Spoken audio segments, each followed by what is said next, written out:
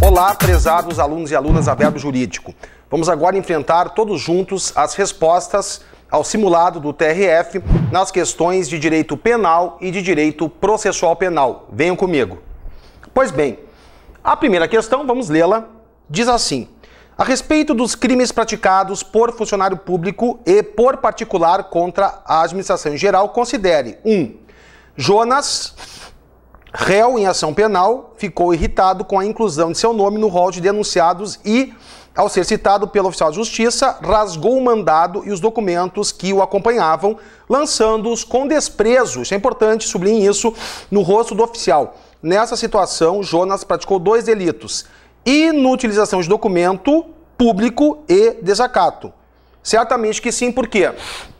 Ele não utilizou o documento público, que é o mandado de citação, e além disso ele desacatou, porque esfregou na cara o mandado no oficial de justiça, portanto ele praticou tanto a inutilização de documento público, aquele mandado de citação ficou inutilizado, além de tudo ele infringiu, na verdade, ele acabou ofendendo o oficial de justiça no exercício das funções, portanto, desacato. Certa a assertiva número 1. 2, ainda na mesma questão.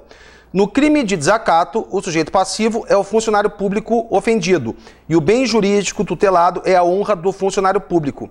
Em primeiro lugar, a primeira sujeição passiva do crime de desacato é o bom funcionamento, a legalidade, é o respeito que se deve à administração pública como um todo. E claro, sujeito passivo indireto ou mediato, aí sim será o servidor público que foi atingido pelo ato. Portanto, errada a assertiva 2. 3. Maria, vítima do crime de roubo, foi intimada para depor em juízo, mas não compareceu. Acusação e defesa insistiram na sua oitiva e, mais uma vez intimada, ela deixou de comparecer. Nessa situação, Maria cometeu crime de desobediência. Não. Nesse contexto aqui, ela deverá ser conduzida e, se não comparecer, deverá pagar uma multa e, mesmo comparecendo conduzida, deverá pagar as custas de condução. Por isso, errada a número 3. 4. É cabível a aplicação do princípio da insignificância para fins de trancamento de ação penal em que se imputa ao acusado a prática de crime de descaminho. Isso aqui é pacífico, se for TRF até R$20 mil e se for o STJ até R$10 mil, portanto está certa a assertiva número 4. Depois, 5, o servidor que recebe dinheiro de particular e emprega-o na própria repartição para fins de melhoria do serviço público pratica conduta atípica. Não, ele recebe dinheiro, mesmo que ele invista na repartição, ele se está solicitando, aqui no caso recebendo também, ele está praticando, são 2 os verbos, o crime do artigo 317 do Código Penal, o crime de corrupção passiva. Portanto, o fato aqui não é atípico, muito pelo contrário, ele é típico. Vamos de novo, artigo 317 do Código Penal, portanto, direito penal, questão 37, a alternativa correta, letra D de Dinamarca, estão certas as alternativas 1 e 4. Questão 38. Acerca das causas de extinção da punibilidade, assinale a afirmativa correta. A.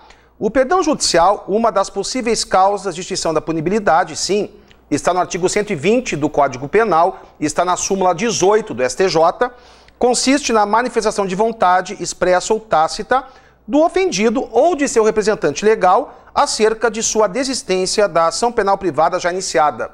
Ultra, super, mega, blister errado. Ficaria certo se fosse o perdão do ofendido. Perdão judicial é uma causa de extinção da punibilidade conforme orientação do STJ e mais, não restando quaisquer efeitos penais, mas que só pode ser concedida aplicada na sentença. E nada a ver o perdão judicial com a ação penal privada ou pública. Por quê?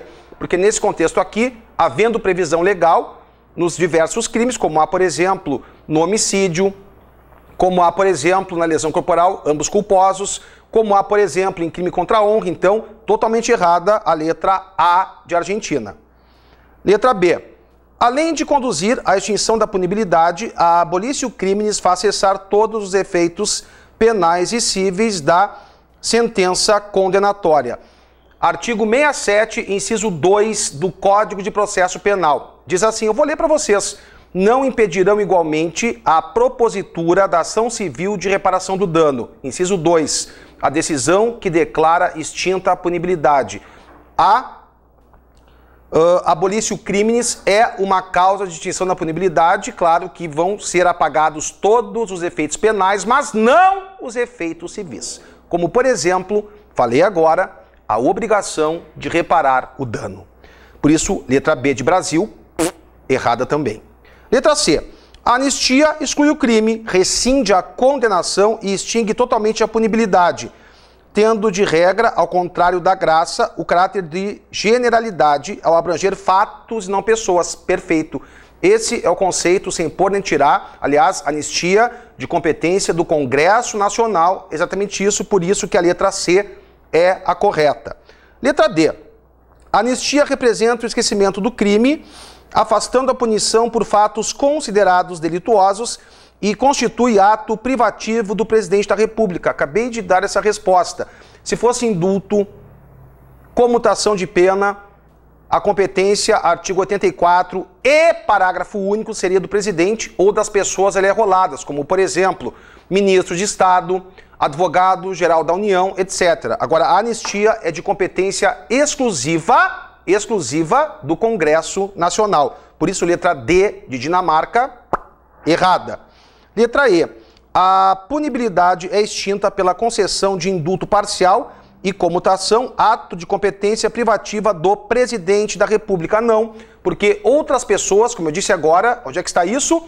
Artigo 84, parágrafo único da Constituição da República. Esse ato aqui, por exemplo, de indulto, de comutação, ele pode ser concedido por outras pessoas e não somente o presidente da República. Portanto, letra correta na questão 38, letra C de Canadá. Depois, 39. Assinale a alternativa correta no que tange aos crimes contra a administração da justiça. A. Configura o crime de coação no curso do processo, é o artigo 344 do Código Penal, o uso de violência ou grave ameaça com o fim de favorecer interesse próprio ou alheio contra a autoridade, parte ou qualquer outra pessoa que funciona ou é chamada a intervir em processo judicial de qualquer natureza, mas não em processo administrativo. Errado, basta a gente ver. Isso aqui é ipsis literis, por isso errada a letra A, o artigo, repito, 344 do Código Penal, por isso errada a letra A de Argentina. Letra B.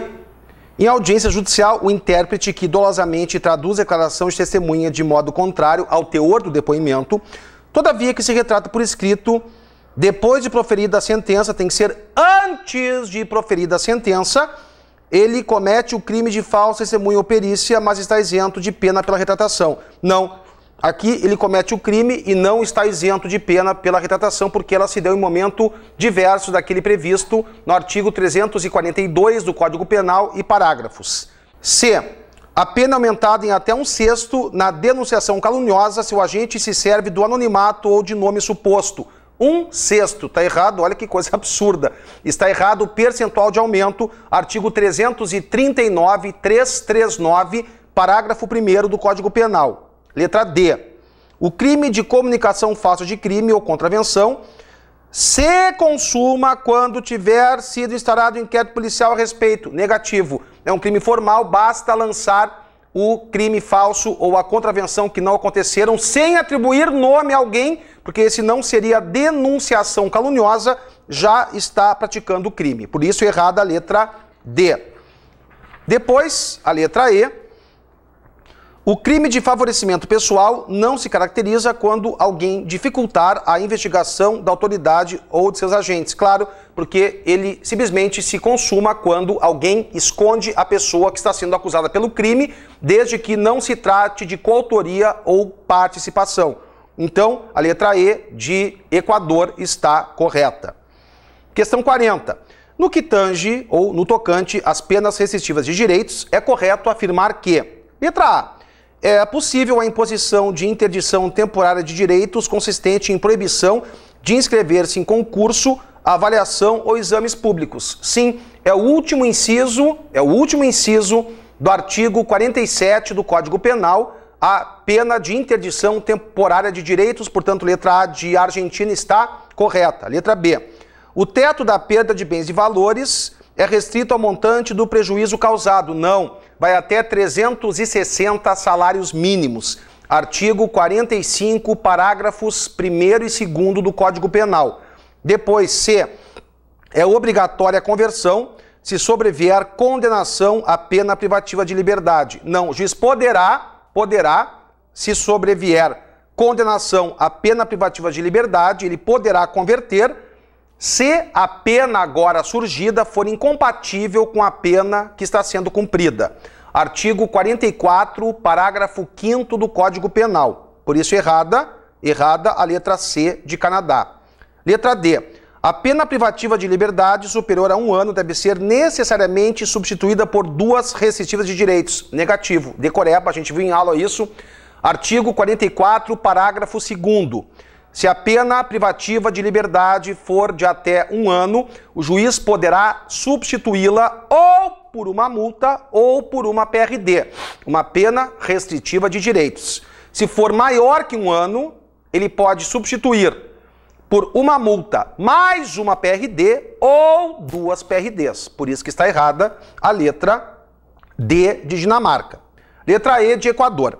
A prestação de serviços à comunidade ou a entidades públicas somente é aplicável às condenações superiores a 6 meses de privação de liberdade e não 1 ano. Onde é que está isso? Artigo 46 caput do Código Penal. Por isso, letra correta, letra A de Argentina na questão 40. Vamos adiante, agora ingressando já no direito processual penal. 41. Sobre o inquérito policial, é incorreto, te liga nisso, não leia de supetão o enunciado. Incorreto afirmar que A. Não pode ser retomado se anteriormente arquivado por decisão judicial que reconheceu a atipicidade do fato a requerimento do promotor de justiça, ainda que obtidas provas novas. Certo? É o que o Supremo Tribunal Federal chama de decisão que confere imutabilidade ao arquivamento do inquérito policial, ou seja, em outras palavras, aqui, por atipicidade da conduta, faz-se tanto coisa julgada formal como coisa julgada material. B. O ofendido ou o seu representante legal e o indiciado poderão requerer qualquer diligência que será realizada ou não a juízo da autoridade. Sem dúvida alguma, está a partir do artigo 6º do Código de Processo Penal, certa também a letra B. C. Depois de ordenado seu arquivamento pela autoridade judiciária, por falta de base para a denúncia, a autoridade policial poderá proceder a novas pesquisas se de outras provas tiver notícia. Claro, é o artigo 18 do Código de Processo Penal, sobrevindo prova nova, o inquérito policial poderá ser retomado. D.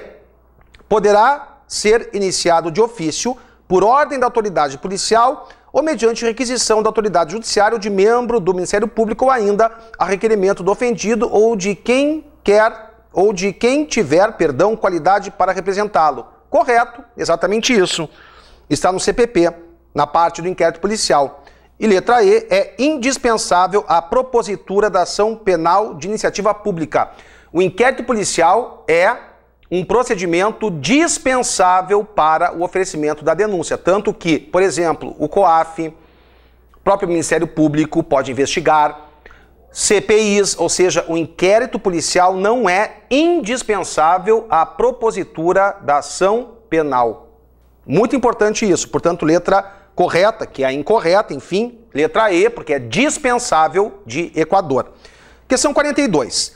Em relação à ação penal, é correto afirmar que, letra A, a ação penal pública é de iniciativa do Ministério Público, sim, mas em alguns casos depende de prévia requisição do ministro da Justiça ou de representação do ofendido ou de quem tiver qualidade para representá-lo. Claro, basta a gente ter em mente o artigo 145 do Código Penal, casos, por exemplo, em que, quando um crime contra a honra, por exemplo, tiver sido praticado contra o presidente da República contra chefe de governo estrangeiro, a ação penal dependerá de prévia requisição do ministro da Justiça e quando for uma ação penal pública condicionada, claro que dependerá da representação ofertada pelo ofendido ou pelo CAD, cônjuge, ascendente, descendente ou irmão. B. É inadmissível propor ação penal de iniciativa privada em crime de ação penal pública, artigo 25 do CPP.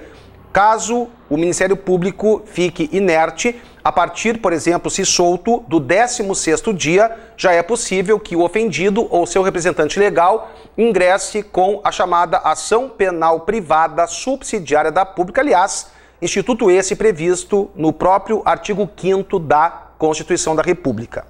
Depois, letra C, o querelante não poderá desistir da ação penal privada. Claro que pode, e aliás, é um instituto somente aplicável à ação penal privada. Por quê?